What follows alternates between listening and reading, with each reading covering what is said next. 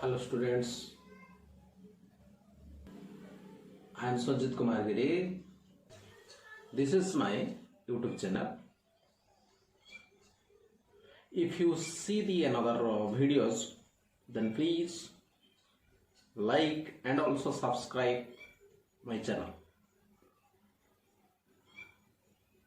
In the previous class, I was already discussed law of reflection using Fermat principles. First law, second law of reflection. But today I have discussed about laws of refraction using Fermat principles. There are also two laws. First law is it states that incident ray, refracted ray and normal all are lie in one plane. And next law is it is the ratio between sin I and sin R is equal to the ratio between refractive index of second medium to the refractive index of first medium. But today first we are discussed about first law of refraction using Fermat principle. It states that the incident ray, refracted ray and normal at the point of incidence are in one plane. That means incident ray, refracted ray and normal all are lie in one plane. This is the proof. First look at the figure. XY is the interface. This is separating two medium. N is the incident ray. It is starting from point A. And it is incident. This ray is incident on the interface XY at a point N. And it is refracted at the point N in the interface X. The refracted ray is NB. So look at the theories. Let XY is an interface separating two media. N is the let N incident ray N. This is starting from point capital A. It is incident on interface XY at a point, and it is already I was discussed. And refracted rays NB in other medium. Draw a normal. This is M N M dash. This is the normal M N M dash. It is normal to the interface XY. Let the incident angle is I and the refracted angle is R. Incidence angle, my angle of incidence is the angle between incident ray and normal. This is the angle of incidence. Similarly, normal NM dash and refracted ray NB, the angle between NB and NM dash is R. This is the angle of refraction. Look at the first path, first ray ANB. If we consider A another path A and dash B instead of the ray A and B. In that case, A and dash, this is the incident ray, it is greater than to the N. Similarly, N dash B is also greater than the NB. So, the path A and dash plus N dash B is also greater than the N and NB. So this is against the Fermat principle. So we consider the path to be minimum, then N dash is coincide with the N. This is the first law of refraction. Now next one is the second law. Second law of refraction using Fermat principle. Look at, in similar case of first law, this is the interface XY, this is the incident ray N, and this is the refracted ray NB. But in this case, the second law states that sin I divided by sin R equal to the mu2 by mu1. Mu2 is the refractive index of the second medium and mu1 is the refractive index of the first medium. So the ratio of sin I to the sin R is equal to the refractive index of the second medium with respect to the first medium. So first consider a interface XY. In the upper part of the XY is the first medium, then lower part is the second medium. The refractive index of the first medium is mu1 and the second medium is mu2. So look at the theory. Consider XY be interface separating between two media of refractive index mu1 and mu2. It is already discussed. So let us consider a point A because the incident ray is starting from point capital A.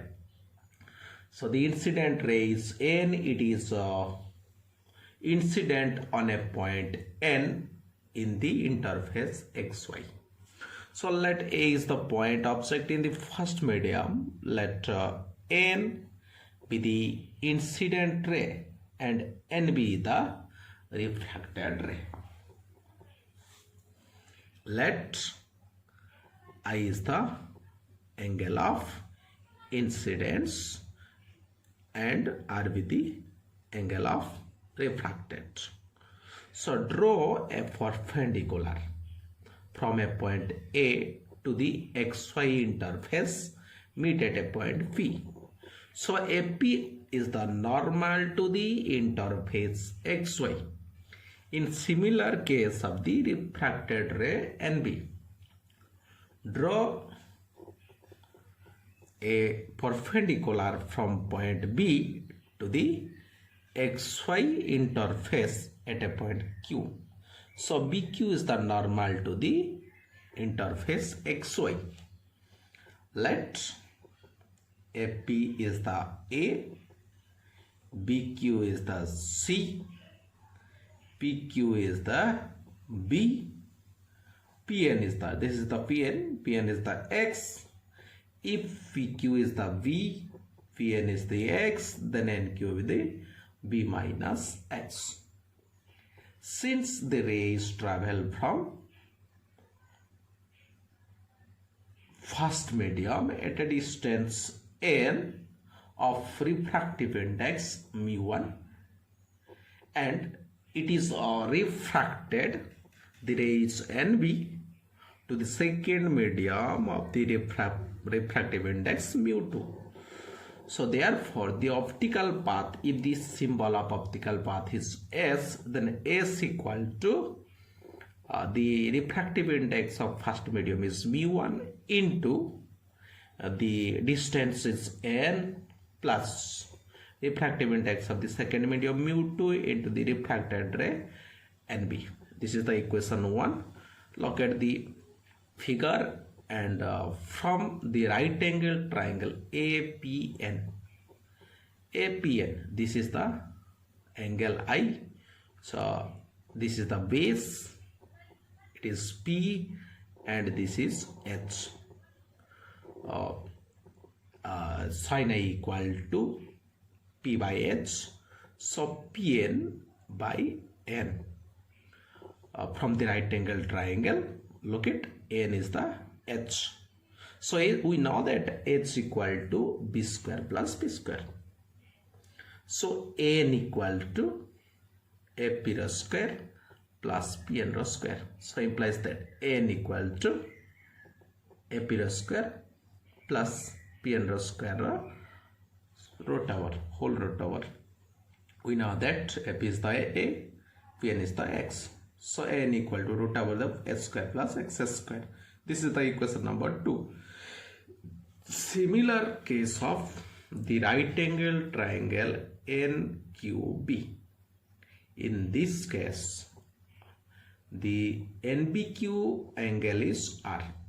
This is the refracted angle of refraction.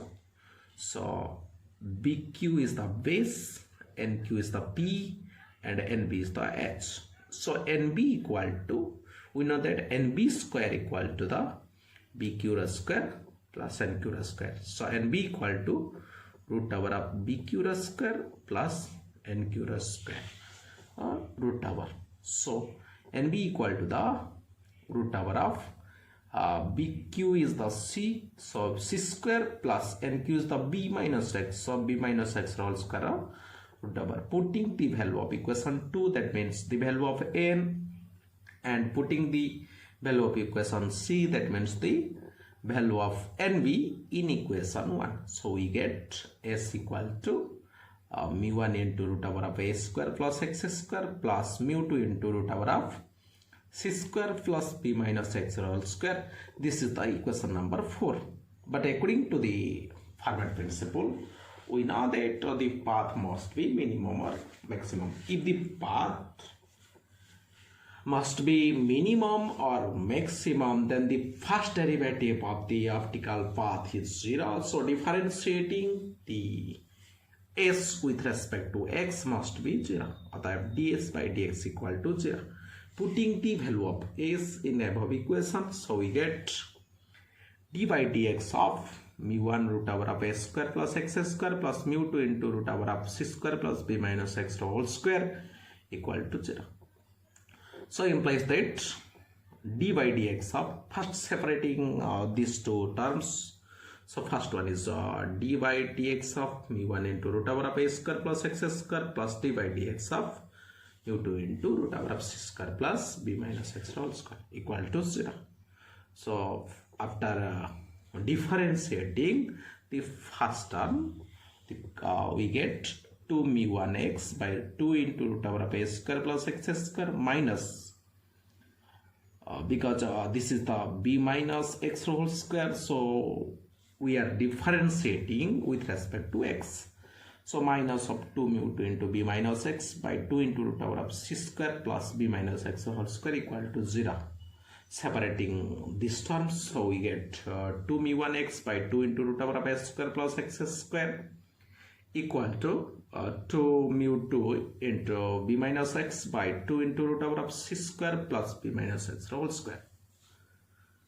So cancelling 2, then we get mu1 x by root over of S square plus X square equal to mu2 into B minus X by root over of C square plus B minus X whole square. This is the equation number 5.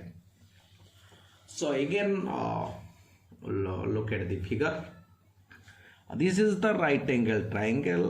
The name is APN. So this is the angle of incidence I.